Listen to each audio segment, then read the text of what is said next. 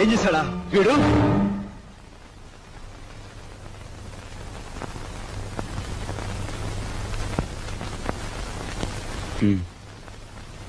బాబు, వీడిని తమ్ముడురా. తప్పు చేస్తే శిక్షించాల్సిందే. కాకపోతే ఆ సమయంలో వీడిని తమ్ముడని మాత్రం గుర్తుంచుకుంటే చాలు. పత్రా.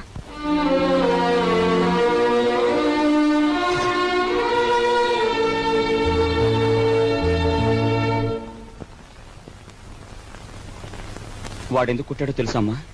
చెప్పు. పక్కన కాబోయే పెళ్ళం ఉంది కదా, ఆవిడ ముందు గొప్పలు చూపించుకోవడానికి. ఒరే కృష్ణ, నువ్వు చిన్న కొడుకువైతే నీకంటే ముందు పుట్టిన పెద్ద కొడుకురా వాడు.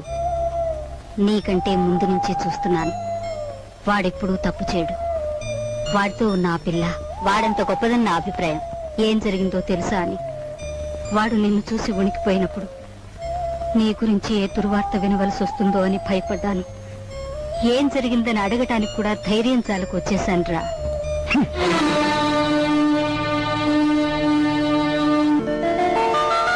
ఈమె నా చెల్లెలు ఇల్లు వదిలి వచ్చేసింది. మీ సేవా సాధనలో ఉందేమో. సారీ, ఇలాంటి అమ్మాయి ఎవరూ లేరు. వస్తానండి.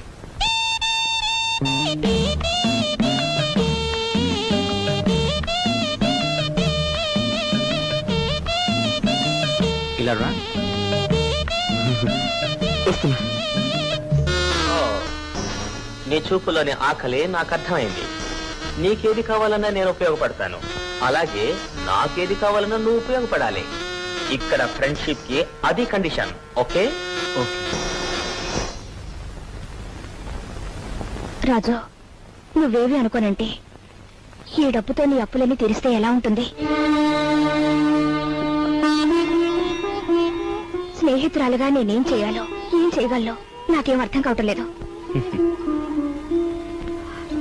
నీ అభిమానం, ఆత్మబలం అండగా ఉంటే నాకు అంతే చాలు. పద. మంచి తరుణం మించిపోవును, ఆలోచించిన ఆశాభంగం. 8 రోజులు సైకిల్ తొక్కిన వారికి 8,000 రూపాయలు బహుమానం. 8 days 8,000. 8 రోజులు సైకిల్ తొక్కిన వారికి 8,000 రూపాయలు బహుమానం.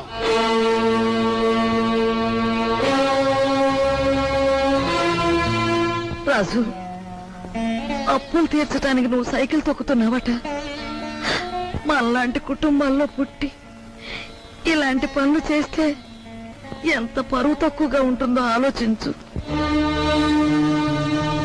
నేను చాటుగానో సన్నాసి బుద్ధితోనో దొంగతనం చేస్తున్నాను అనుకో, లేదా కన్నవాళ్ళనే వెన్నుపోటు పొడుస్తున్నాను అనుకో, లేదా అప్పుల చేత పంచాయతీ జరిపించాను అనుకో, అప్పుడు నేను 10 మంది చేత చీ అనిపించుకునేవాడిని అవుతాను. ఏమిటా నువ్వు మాట్లాడేది? మొన్నటికి మొన్న కుమ్మరాడి దగ్గర కూలిపిని కొప్పుకొని ఏంటి పరువు మీద పెద్ద బండ పడేస్తావు. ఇవాళ మీ నాన్న చచ్చిపోయాక ఆగు. ఇప్పుడు నువ్వేమిటి మాట్లాడింది? మా నాన్న చచ్చిపోయాడా? ఆ మాట నువ్వంటున్నావా? నువ్వు ఏమిట్రా అది? ఆవిడ అలా రెట్టిస్తున్నావు. మరి చూడమ్మా, నాయనమ్మ నాన్న చచ్చిపోయి అంటుంది, అత్తయ్య అంటుంది. అసలు అసలు నాన్న చచ్చిపోవడం ఏంటమ్మా? Non sense. నాన్న చచ్చిపోలేదు. నాన్న చచ్చిపోలేదు. మనందరం కలిసి ఆయన చంపేశాం. అవునమ్మా, నిర్దాక్షిణ్యంగా కాలు రాసి చంపేశాం. కొండంత మనిషిని చాదస్తుతో కొందరు, స్వార్థంతో కొందరు, ఇలా అందరం కలిసి ఆయన చంపేశాం. ఏ చంపలేదా? ఒక్కసారి మీరందరూ గుండెల మీద చేతులు వేసుకుని ఆలోచించండి. ఆయన జీతం నెలకు 500 రూపాయలు, కేవలం 500 రూపాయలు. తాహతకు మించిన కోరికలు కోరి మనందరం కలిసి ఆయన చంపేశాం. He was successfully murdered by all his family members. నోరుంది కదా అని తప్పులు పడుతున్నారు. నేను చేస్తున్న ఈ పనిలో ఓ పవిత్రమైన ఆశయం ఉందే తప్ప ఇదేం పరువుపోయే పని కాదని నాకు బాగా తెలుసు. మీరు ఒప్పుకున్నా ఒప్పుకోకపోయినా ఈ పని నేను చేసే తీరు.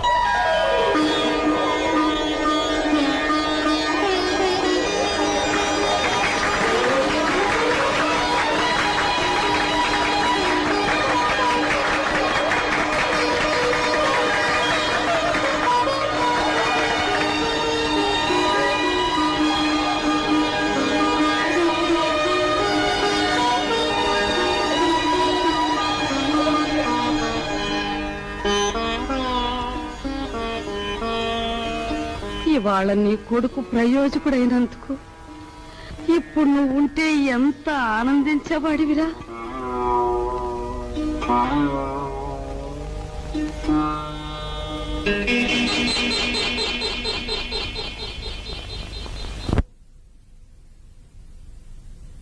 రాజుగాడి గదిలో దూరి డబ్బు కాచేద్దామంటే వాడు పడుకున్నాడో లేదో తెలియచావట్లేదు. పడుకున్నాడని దగ్గరికి వెళ్ళామనుకో, వాడు బాంబుల పేర్లా పేల్తాడు. అసలు ఈ గొడవంతా దేనికి? నువ్వు మీ ముసల్దాన్ దగ్గరికి వెళ్ళి కుక్క పెట్టి ఒక ఏడు ఆవిడ కాచేసుకొచ్చి మనకిస్తుంది.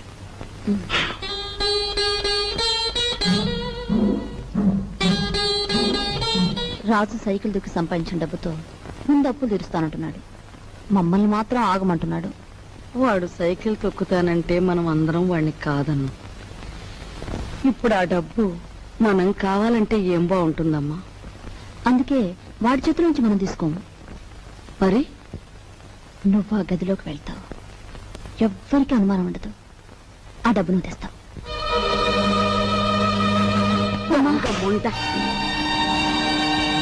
వాడు పగలనక రాత్రనక కష్టపడి రక్తం ఓడ్చి సంపాదించిన డబ్బు దొంగిలించమంటావా?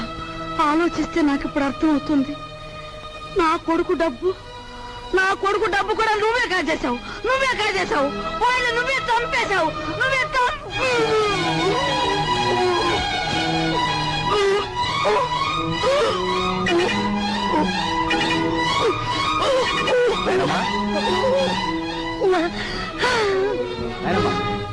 ఏమైంది? బాబు, ఏమైందేనమ్మా? ఎందుకు కేకలు పెట్టావు? నాయనమ్మా, ఏమైందేనమ్మా? ఏం లేదు బాబు, ఏదో పీడకలు వచ్చింది. మీ నాన్న గుర్తుకొచ్చాడయ్యా. సరే, ఊరుకో.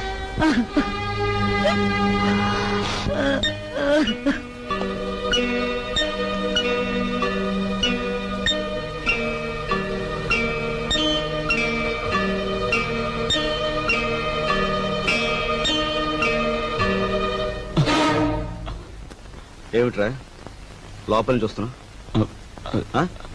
ఏమిటి?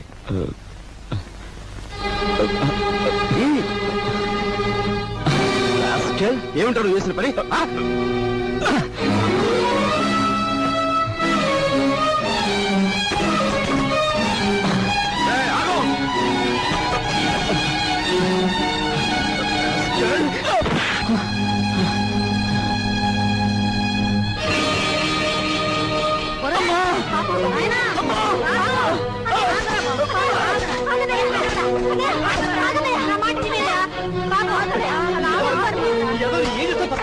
అమ్మా వదలమ్మా, మీరు కూడా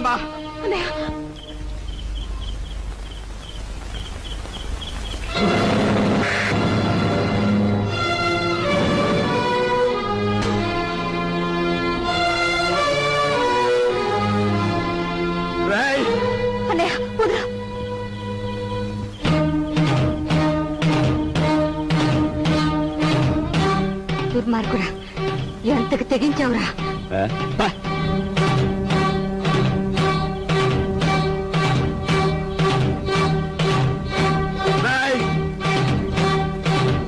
తప్పు చేస్తే శిక్షించాల్సిందే.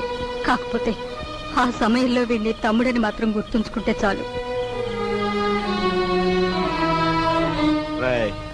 తమ్ముడు ఎవడ్రా నీకు తమ్ముడు? ఒక సిగరెట్ వెలిగించినంతసేపు లేదు నీ పెద్దరికం,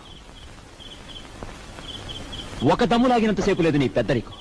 అందుకోసం నువ్వు ఎగిరిపడిన అవసరం లేదు. ఏమిటి నీ గొప్ప? నాన్న చచ్చిపోయి 4 రోజులు కాలేదు, రకరకాలుగా అధికారం చలాయించాలని చూస్తున్నావు. నీ పెద్దరికం నాకు అక్కర్లేదు. సచ్చినాడా ముసలిముండా.